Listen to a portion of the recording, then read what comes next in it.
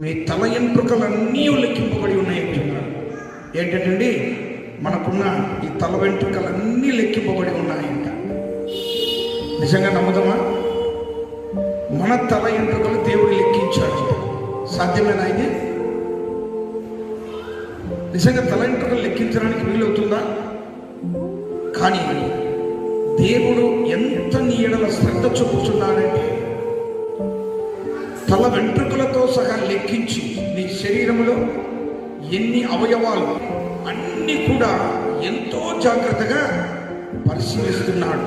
ఎందుకంటే ఆయన బిడ్డలము కనుక, ఆయన నమ్ముకొని జీవిస్తున్నాము కనుక తప్పక మన యందు శ్రద్ధ చూపుతూ ఒక బాధ్యత కలిగినటువంటి ఒక తండ్రిగా, తల్లిగా దేవుడు తన పనిని మన ఎడల చేస్తూ ఉన్నాడు.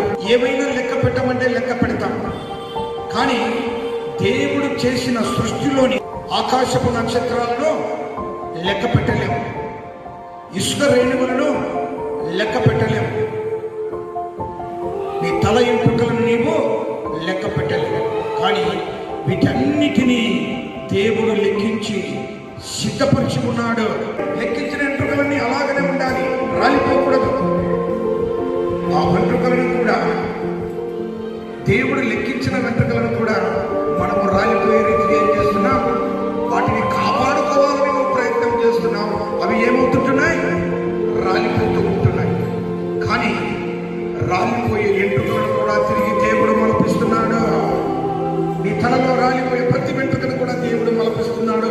లెక్క పెట్టాడు కనుక లెక్క పెట్టిన వెంట్రుకలని నీ తలలో ఉండి తీరాలి. ఒక ఎంట్రుకలే లెక్కించి బాధ్యతగా చూసినటువంటి దేవుడు నిన్ను బట్టి, నన్ను బట్టి సర్వ